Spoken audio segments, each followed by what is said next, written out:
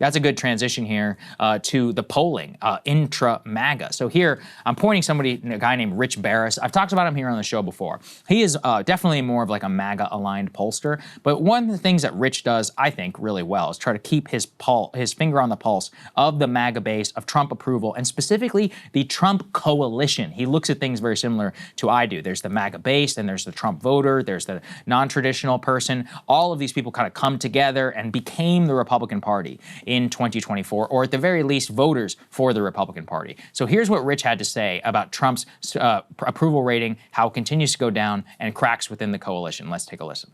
As it stands right now, the voter groups where Donald Trump is now himself starting to hurt with, those are the ones that Republicans need to bring into the fold. And just from the polling this month, here are a couple of groups that need to really stand out in people's minds. 18 to 29 who voted for Donald Trump. Though some of his biggest decline this month came from that group. Hispanic men. All right. The groups where he did increase are kind of funny, Steve. Those who have a 4-year degree or more, right? And that's great. Perfect. That helped offset some of the decline with his core voter and his 24 base. But it doesn't matter because they're still voting Democrat at the generic ballot by 10 points. So, I mean, it's like a pointless bump that's going to evaporate in a month or two anyway, even if it lasts that long. They're just happy he bombed Iran for now, to be honest. And they'll go back to disapproving of him. And what will be left is a weakened base. And that is something that people aren't understanding while they're, again, attempting to browbeat all of these different groups into submission. 18 to 29-year-olds don't care about what's going on all the way around the other side of the world. They didn't vote for him for that. I mean, it's just a reality that people are going to have to start to face. They're simply out of time. They can't afford to continue to carry on with business as usual. They had to convince these voters that they were becoming more like Donald Trump, not that Donald Trump was becoming more like them. They're out of time. I mean, so there are all these people, the clapping seals and the rest of them, they're going to clap their way right into an utter defeat. I mean, that's the reality. And by the way, this month, Democrats took a lead on the generic ballot for the first time in our polling since Donald Trump's second presidency began. I think that's actually a very good way of looking at it all, with the younger voters, with the rest of the types of the coalition. Also, let's think about how there's been a great flip in political coalitions. What did Democrats excel at even before 2024? Winning special elections and midterms. Why? Because it's highly educated, mostly upper middle class people who love to vote and who are much more civically and politically engaged. The rest of the people, the Hispanics and the young guys and all these other guys, more working class folks, they only really pay attention during a presidential election. The rest of the time, they don't give a shit. And that's a huge problem if you're walking into a midterm where, what's the margin right now for the House? 2, 3? Something like good that, luck. yeah. All right, yeah, good luck holding on to that one. And the Senate as well actually has its own problems. So what he's pointing out are strips in the political coalition, all of these things that make it not only up for grabs, it will alter the balance of power. I also think everyone in Washington should start waking up to a reality of what does it look like when 1 or 2 houses of Congress are controlled by Democrats. I mean, I've talked about this with Doge, but now with Epstein, any enterprising Democratic politician would be an idiot not to immediately announce an Epstein investigation on day one of in 2027.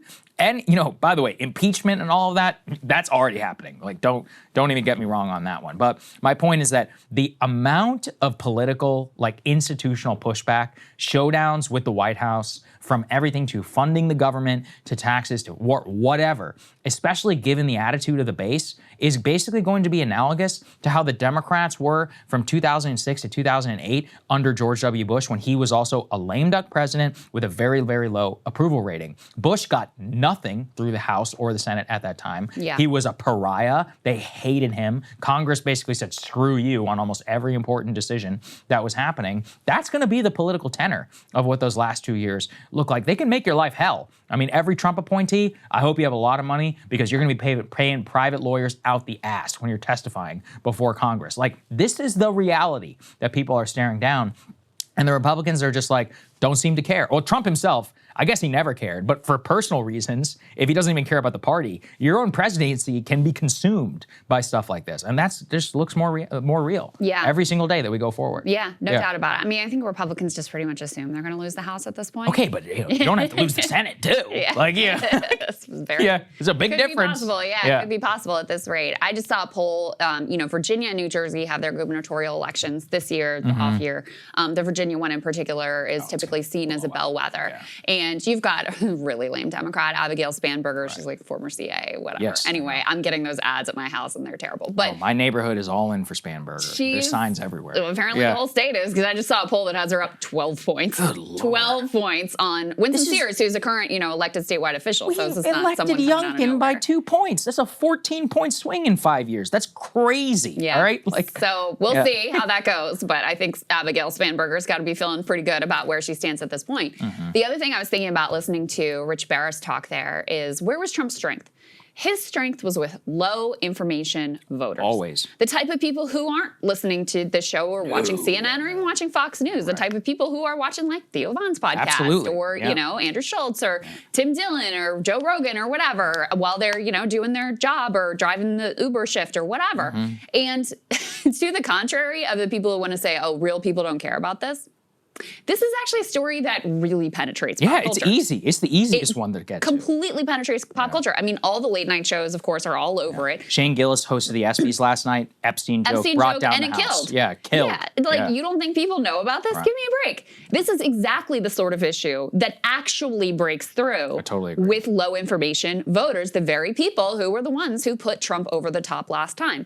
So, I think there has already been a lot of erosion with Trump among people who are really paying close attention and who were, independents and they voted for him, but they weren't sure about it, whatever. I think you've already seen that erosion. But this cuts deeper because it does go to just pop culture and the sense of this guy, first of all, what is going on here? Like, what are you doing? And why are you acting this way? And what is actually going on?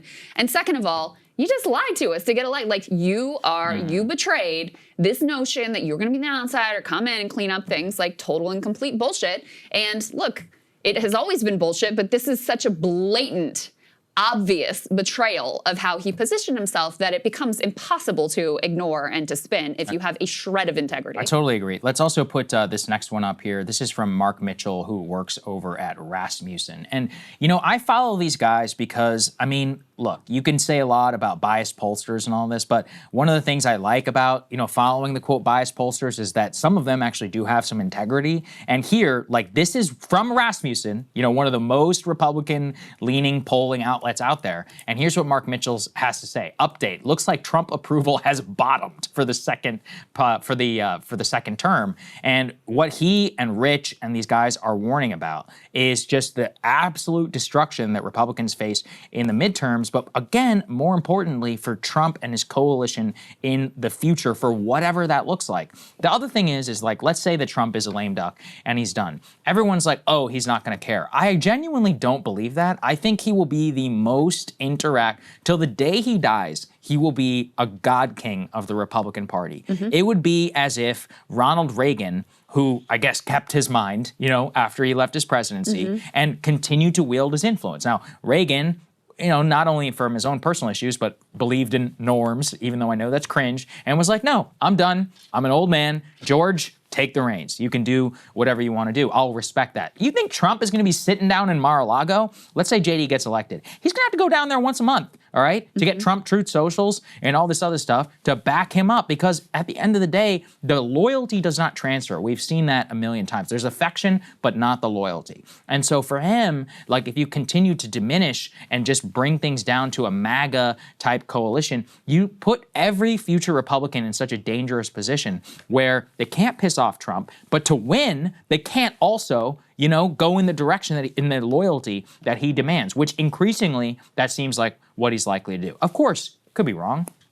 only 6, 7 months or whatever into the first Trump administration. Things are going all kinds of different directions. Remember, it's only, what, July? I mean, Biden's presidency didn't really bottom out until October, so there's still a long way to go, you know? It's like... got a few months. Yeah, we still got months and months to go, but things seem to be on track, you know, for where we are right now. We don't know what the future looks like. Yeah. And yeah, like, they need to pray for several things. We'll talk soon about the Fed and all of that. They need lower rates. They need a lot more housing, and they need inflation to go down, and they need the stock market to remain up. They've accomplished, I think, 1 out of 4 of those. So, like, you need to land the plane, especially in the next 2.5 years, and I just don't see a path forward. I think it's also, I agree with you that the idea Trump is just going to go away and ridiculous. live a quiet life at Mar-a-Lago. Okay, please. Right. Like, look at who this man is. Even if he doesn't technically run for a 3rd term, it will be his party until the day he dies. Absolutely. That's just how it is. And the other thing that is, I think, increasingly clear, both as you see, you know, the warring factions over Iran and over Ukraine and now over Epstein, he is the only person who can hold this coalition together. Absolutely. He is the only one that can do it. And we, you know, there's some similarities there with Obama, actually, where he never was able to translate his popularity over to other Democrats and over to the Democratic Party more broadly. And I think it's the exact same thing with Trump. You know, when he's not on the ballot, Republicans have been losing an election after election after election. So, you know, the idea that he's going to be able to just bequeath his popularity and his coalition to J.D. Vance or even his own son or whatever, like, I think that is... There's just no chance that they're able to pull that off. I totally agree. Because no one else is Donald J. Trump, and that's just how it is. Look, remember, Obama literally was like, you need to act like I'm on the ballot in 2016. People were like, yeah, I'm good, actually. Like, So, I mean, you can try. It basically never works. And yeah, it's a very, very important lesson. Too. Yes, I mean, he Biden literally said that. Run yeah. In that election, Obama basically killed that. Biden, I think, at that point, you know, he was at his peak. He would have been a much better candidate than Hillary Clinton. He had a much better chance. He did have a better touch with working class people. He was more closely affiliated with Obama that people had, you know, warm fuzzies about at that point. But anyway, I mean, the point is just that he got his chosen successor. He did what he could to put her across the finish line. And it's like, no way. Even though I think if it was Obama who was on the ballot again, he would have probably won. I've done so many monologues about that. People can pull them from 5, 6 years ago. I have all those clips of all the times that Obama was like, you need to act like I'm the person running on the ballot. And people were like, yeah, actually, I'm good. Hey, if you like that video, hit the like button or leave a comment below. It really helps get the show to more people. And if you'd like to get the full show ad-free and in your inbox every morning, you can sign up at breakingpoints.com. That's right. Get the full show, help support the future of independent media at breakingpoints.com.